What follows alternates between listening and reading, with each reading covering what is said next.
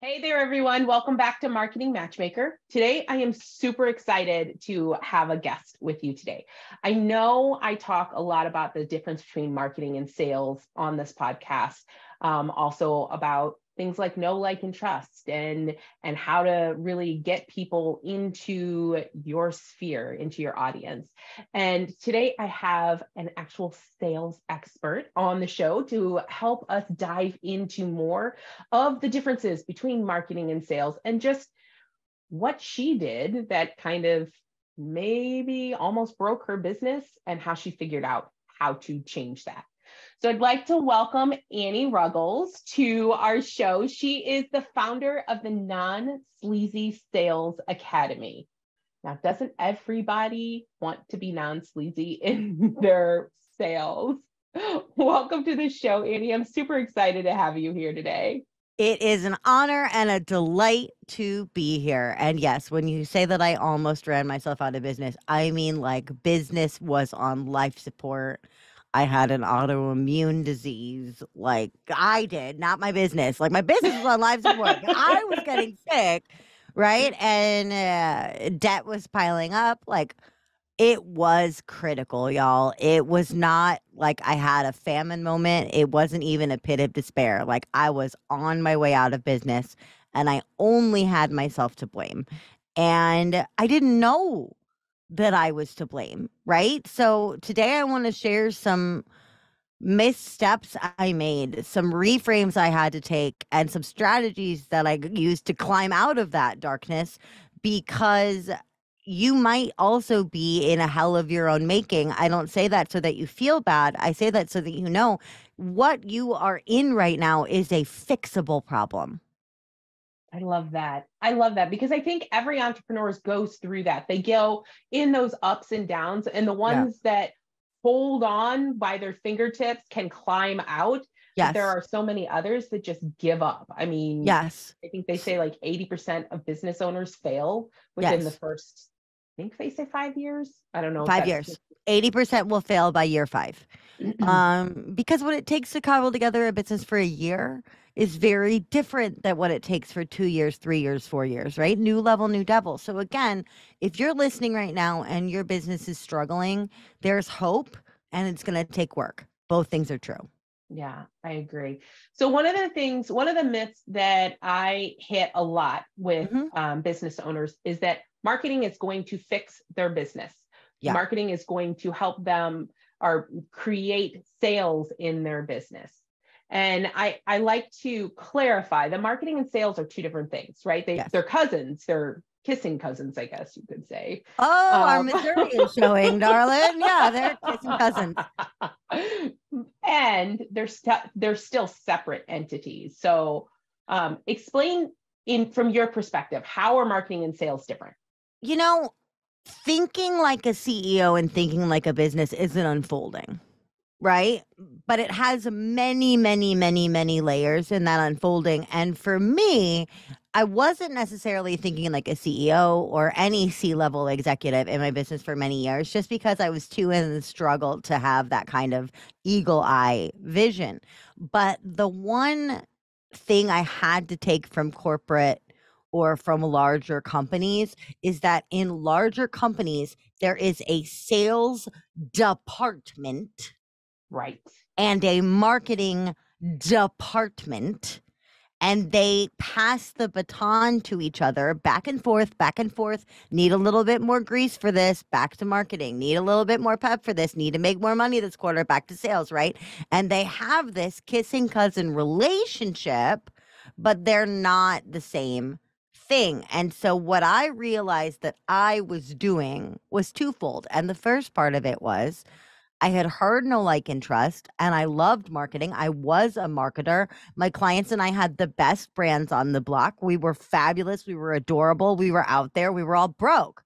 We were trying to market our way into people's homes. That is incredibly hard to do. It also costs a bunch of money, takes a bunch of time, and feels like progress because you have marketing metrics to watch, right? Right. But in a business, in a proper functioning business, there would come a time when those leads would be brought in by marketing and turned over for closure by sales. Right. And I wasn't doing that. I was never really asking. I was just marketing, marketing, and marketing. And occasionally I would drop a buy button. That is not selling. That is marketing and throwing a buy button at people. It's not the same thing. Sales is the art of problem solving for money. Marketing, advertising is interruption. Okay. Right. Advertising is I'm doing something else and wham, here comes an ad to shake me in. Marketing is the more nurtured, more organic version of that, even when it's planned. Marketing seduces your buyer.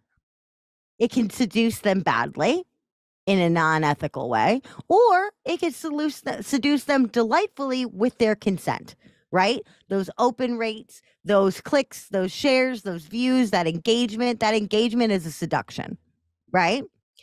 But then we still got to marry the people and change their lives forever and whisk them off into the sunset. How do we do that? We solve problems. Right? So selling says not only we understand who you are and where you are and what you want, but selling says we are the team or the person to get you what you want through partnership and delivery. If we're not there, we're still just selling dreams and problem solving that we're not ready to show. Sales hits the ground running, proves the process, proves the product, and then asks to be compensated for that, and then has to navigate the hesitations and confusions of the buyer and queue them up for yet another department called customer service, right? Fulfillment. So there's exactly fulfillment and then evangelism. There's a whole other part of it, right? So what we think is if I have the best, shiniest marketing, people will throw money at you. And that is true of an extremely, try to get as squeaky as possible for y'all, extremely small subset of buyers. Most buyers need to be asked. They will not cross finish lines that are not clearly drawn out for them. You are brilliant and amazing. I'm sure of it, but you're not Beyonce. People aren't just going to queue because you happen to be coming to town. They need to be invited. They need to be reassured. They need to be handheld. And in a lot of ways, they need to be convinced with consent. That is selling. Drawing attention and visibility to you, that is marketing. And getting people to pay attention to you when they'd rather be doing something else is advertising. I love all of that because it does make it so clear for everybody the difference between all three. And that, let's be honest, you need to have all three in your business in order for your business to be successful. Heck yeah. Which takes us to your story. Oh. Tell me how your business was almost on life support, because I mean, obviously you're brilliant. So how did you get to that point? It was a dark and stormy night that lasted for several years, right? And part of it was I am a loosey-goosey empath, over-deliverer by nature, always have been, will be till I die, right? So part of it was a glaring lack of boundary because I didn't understand the delivery part of it because I hadn't handheld the middle, right? So I had seduced someone to falling in love with me, and then they started asking me for stuff, and I hadn't asked for anything in exchange. So I just started giving and giving and giving and giving and giving and giving and giving. Yeah. Right. And all the while, I was also doing what I call the martyrdom of over marketing. So I had the shiniest tools. I was hiring people to help me. I love hiring people to help you, y'all, but don't do it when your business is sinking. Focus in and make money, right? Focus on profits, right the ship, then reinvest. I was reinvesting money that I couldn't really reinvest in the name of marketing.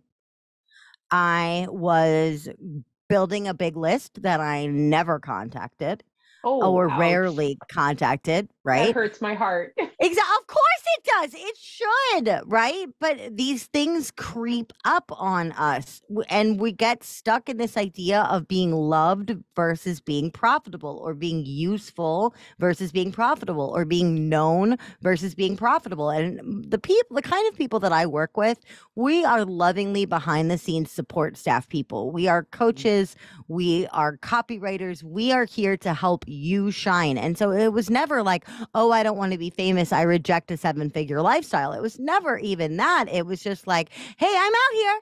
Let me help you. Please let me help you. Okay, let me help you. And then eventually, if I help you enough, you're going to pay me, right? And eventually, when you pay me enough, I guess I'll raise my rates eventually. And in the meantime, I guess I'll just keep giving and keep because I thought, number one, I thought I could market my way through a sales problem. Number two, I thought that generosity would yield reciprocity, because I'm a good person, or I like to think of myself as a good person, and the people I work with are good people, and I know they're good people, and I would fight for them and defend them as good people. So, of course, naturally, if I'm being generous, they're going to reciprocate, right?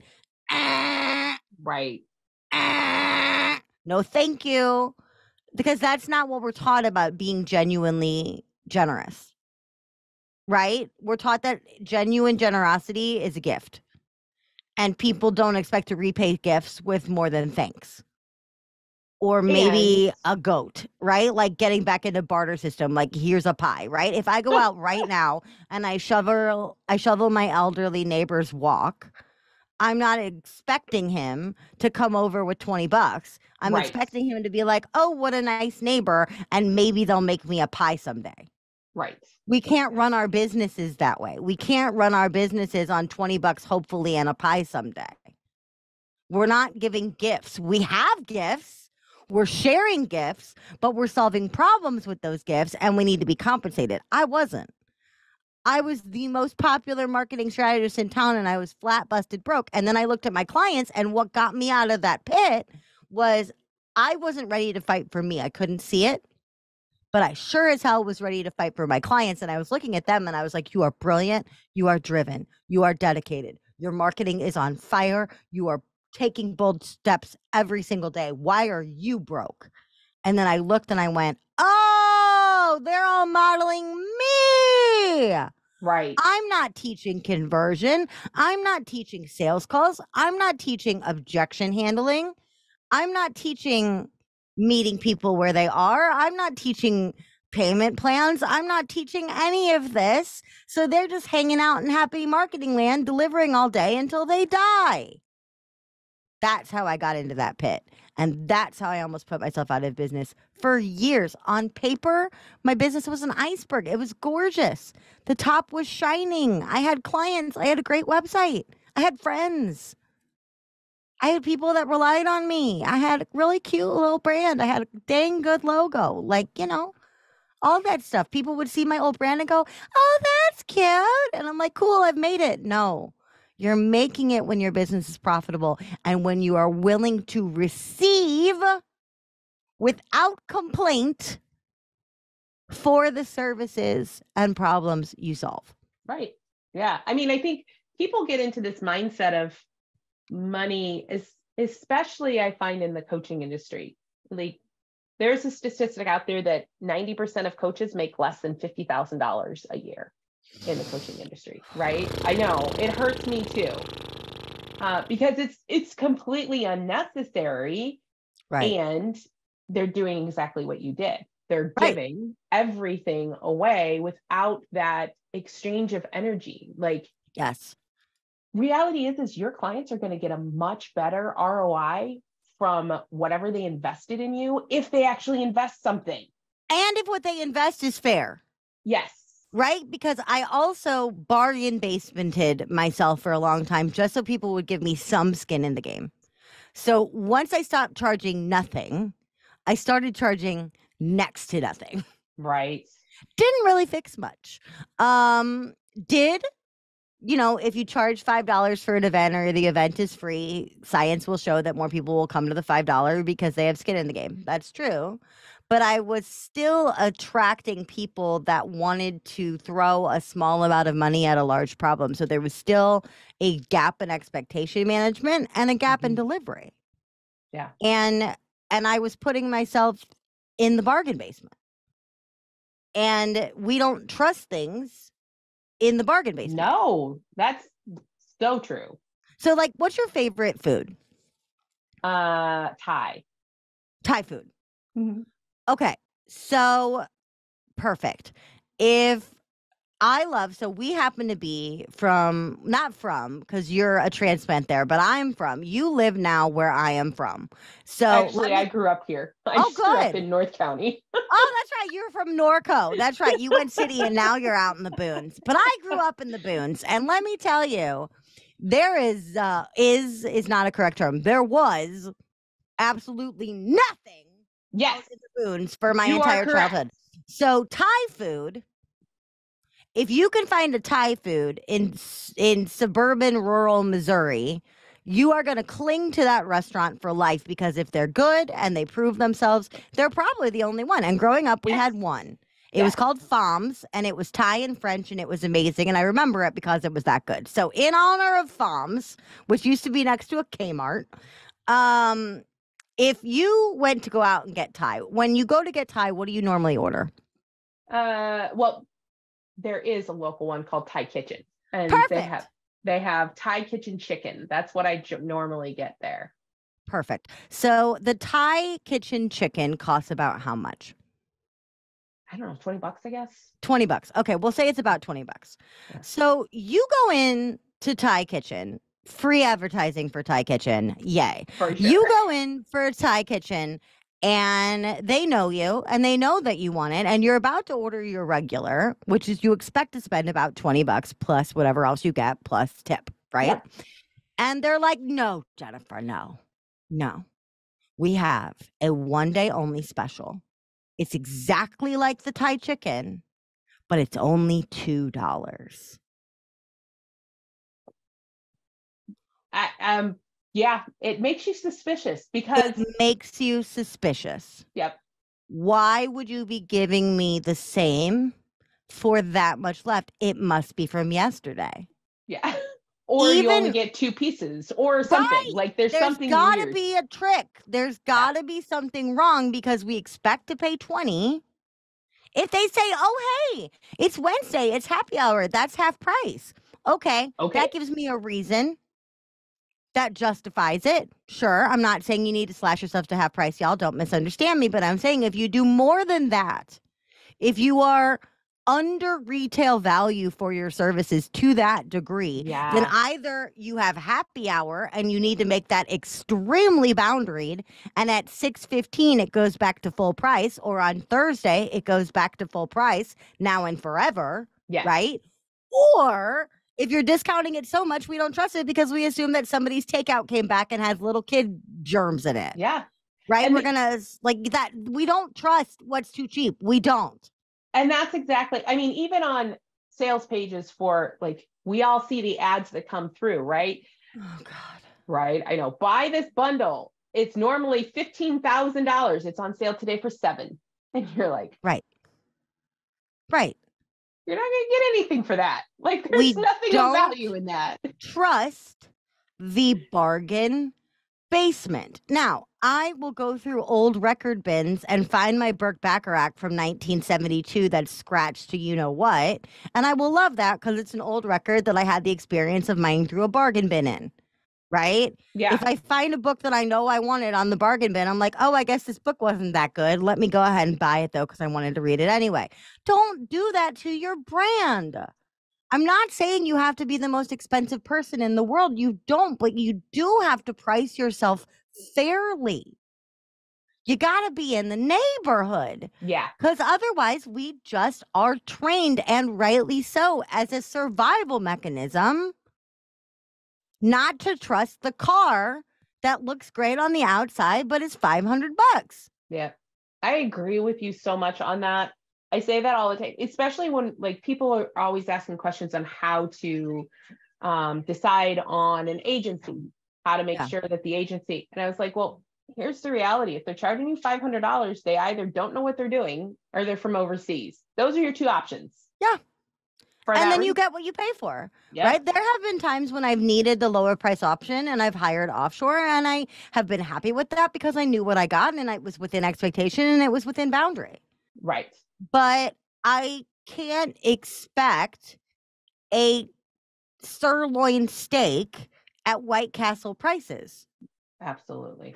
And I know that as a buyer, and yet as a marketer, as a pricer, I wanted to be that White Castle pricing because it was the easiest, closest thing to barely charging, right? It was the most comfortable, close to over delivering is, well, if I can be the most affordable, I'll get most people. No, you won't. You won't. And the people you get at that price point want a sirloin steak.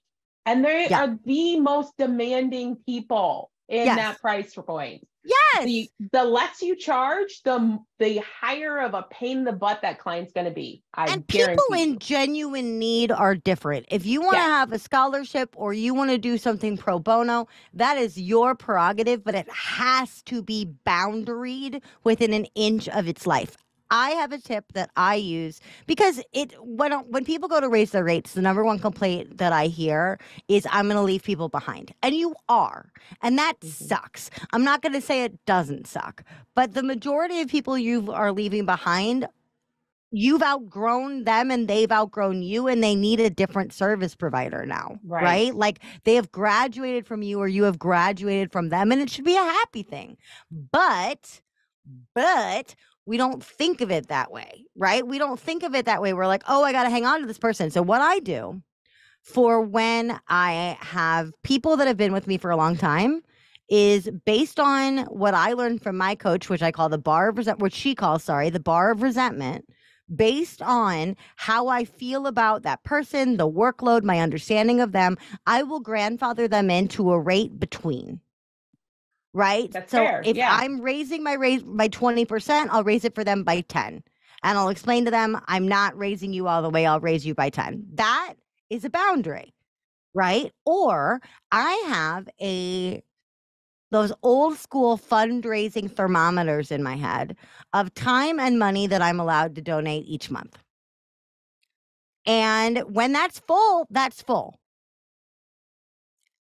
And it hurts for a little while until you get used to it. And then you're like, listen, I'm all full up on pro bono this month. I can't take anymore. Will you reach back out to me in a month? And if they really want to work with you and if they're as great as you think they are, they will wait. Yes. Right? They will wait until the next time you have availability because they understand that they're getting you for less. And they will be excited about that and they will see that as an opportunity. But the majority of your cost-based buyers are not going to wait. Right? So they're not going to, and so if anything, they wait for your Daniel Laporte, everything's $1 birthday sale or your Black Friday. But then again, we don't trust things when they're too cheap. And you have to worry about price integrity for the rest of the year. Right. Yes. So I really wasn't expecting to rant at y'all about discounting today, but really one of the main culprits that kept me in that pit of despair was underpricing, constantly discounting, and having no price integrity or boundaries. I hear you, my friend. And I think I think especially when you get into that pit of despair, that's the first thing they want to do. Right? Yeah. Well, because desperation says try anything. Yes. Yeah. Desperation says, oh, that sandwich board guy, the spinner guy, he's just out there being more dramatic. So maybe I got to be more gregarious and do more things in my marketing. No, ask someone to pay you. So that takes us to the big giant question. What's the one thing that they do that's worse than anything else? Don't ask. That's it. Yeah. That's what I did. Right. And so I'm a coach and a trainer. A lot of my business comes through discovery calls, clarity calls, sample sessions, whatever you want to call it. Right. And again, I'm in the mindset of dance, monkey dance, know, like, trust. Right. And know, like, trust is awesome, but it's not know, like, trust, pay you. It's if they know you and they like you and they trust you, you have earned the right to ask them for money. Yes. I didn't do that. So I would have somebody come on for like a 45-minute, 30-minute, hour. I mean, again, no boundaries, hour sample sesh. and I would love them and they would love me, and like mountains would be moved. They'd be crying. They would walk away with a whole new brand in an hour. And then we would get to the end and I would look at us getting to the end of our time and I would panic. And I'd say, this is the part where I'm supposed to pitch. And what I would do instead is one of many things, but most often the easiest one, right? Occam's razor. I would just take the easiest route out. And so I'd have them in delight. My brain is still saying, they know me, they like me, they trust me, they'll be back. It's fine. You're done. Go, go, go, go. So at the end of the call, instead of pitching, instead of talking about next steps, instead of talking about pricing or how they could work with me, instead of doing any of that next step, I would panic and go, that's anathema to me. I can't do that in integrity. These people trust me. I'm going to take advantage of them. I'm not even going to bring up the evil that is money. Ugh. So what I would do is I would delight them for an hour on my time. And then I'd say, Jennifer, thanks so much for sitting down with me today. If you're ready to work together in the future, let me know. Bye. What am I doing? Right? And I would do that all the time. All the time. Or the other one, I'd set a price and I'd be like, cool, I'm doing this. Yeah. I'm going to sell this program for $500. I'm going to charge $100 an hour for a consulting. It's going to be amazing. And then I get somebody on the call, same thing. I'm wowing them. I'm rocking their socks. And then I'm like, you know what?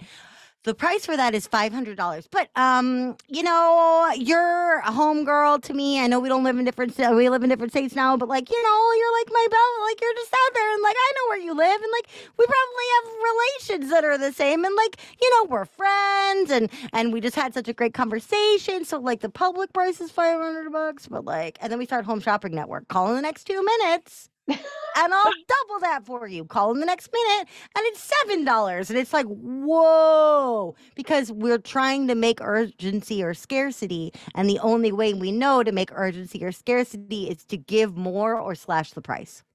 Right. And so what I would do is I would go on and I'd be like, this is a $500 call. I'm going to make $500 on this call. And I would walk away with about $47. Oh. And it's because I had negotiated it to myself. Again, no boundary. Right? So the most important thing that you can do when you have someone on the hook with consent, right? They are there with consent. They know that they're about to be sold to. You're not going to shock them if suddenly you're like, hey, I just delivered for 45 minutes. Now let me tell you what might be in this for me and what's next. They're not going to be like, how dare you? What they will get thrown by is A, if you don't ask, because they're expecting you to ask. And B, more importantly, if you shapeshift into another human being. Right? So like you've all been listening to me rant at you about pricing and undercharging for a half hour now. So imagine this is time for me to pitch. And Jennifer's like, Annie, where do people find you? And suddenly I'm like, thank you so much for your time today.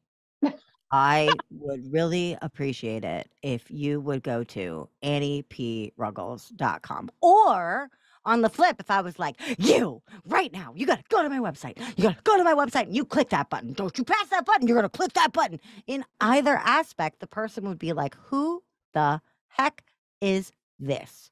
Right. I know and like and trust Annie.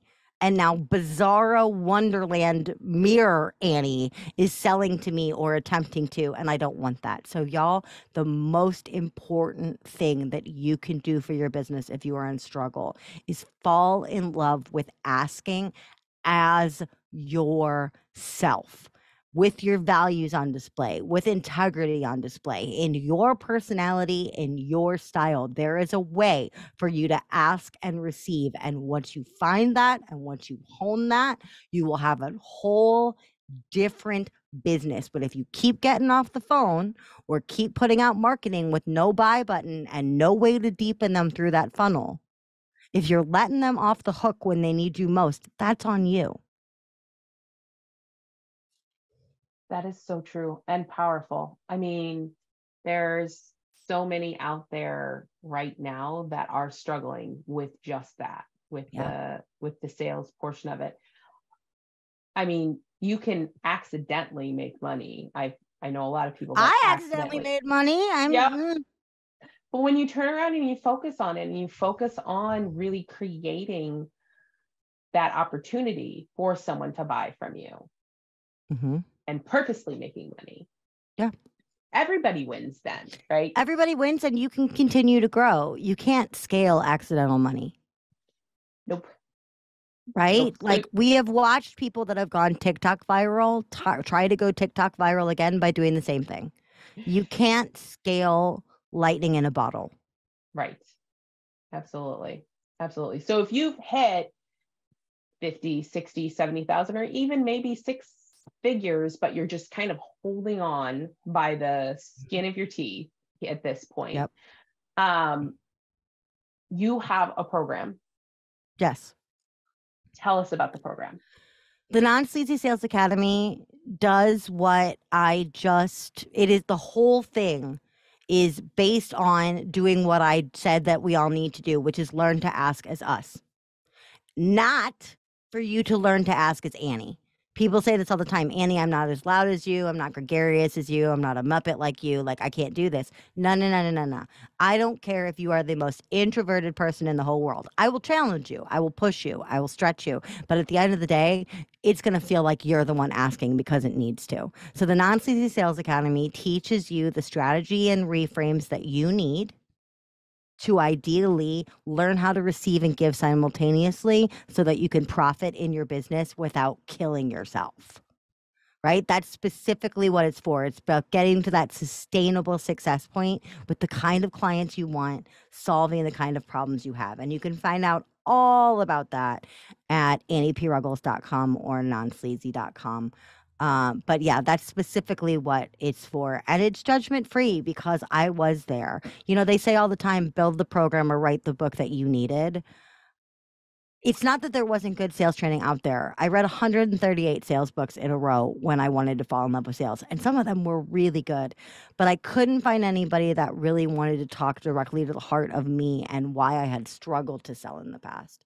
Right? So it's a judgment-free zone that understands stuff like chronic over-delivering so that we can get you to pull the good parts about that, which is how much you want to give and the problems you want to solve and your love and your ethics for your client and your integrity. We got to pull the good parts out of over delivering and polish them into something sustainable.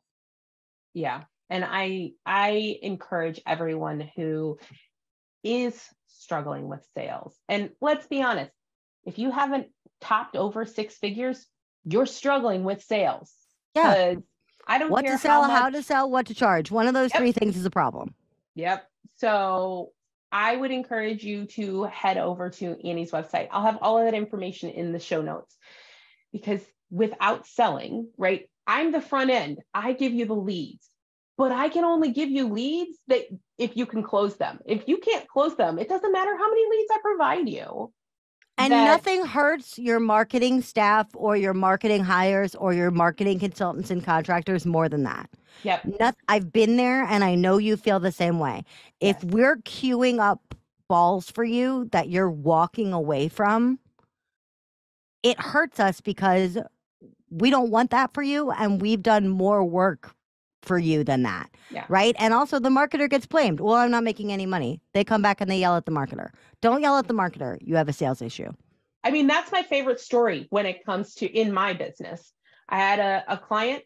She was fabulous. Loved her to death. She was awesome. I provided her with 30 leads within 2 weeks in a 2-week period. She got on the sales calls and I was having conversations with her in between them. These are fabulous people. Love them. They're my ideal client, all of that. And at the end of the day, she sold 0. Yeah. That's a sales problem. Right. Which then she comes back and I didn't get my ROI. Well, you didn't get your ROI because you didn't sell to them. So yeah. Right? If you go to a birthday party and you go home and you haven't had any cake, you can't be mad at anybody other than yourself because you're the one who didn't eat the damn cake. Okay? Absolutely. So Absolutely. We got to feed ourselves and we feed ourselves through sales. Absolutely. So if you are struggling with your sales, head over to Annie's website. I will have all of that information in the show notes. Thank you so much for joining me today, Annie. It was so good to chat with you. And I will talk to all of you next week. Thank you for listening to the Marketing Matchmaker podcast. If you enjoyed this episode, I would love to hear your feedback. Please head over to Apple, iTunes, and leave a review so we can hear from you. And if you are a coach, consultant, or online course creator who are looking to grow your business, increase your income, and scale your impact, connect with me at yourmarketingmatchmaker.com. I look forward to hearing from you.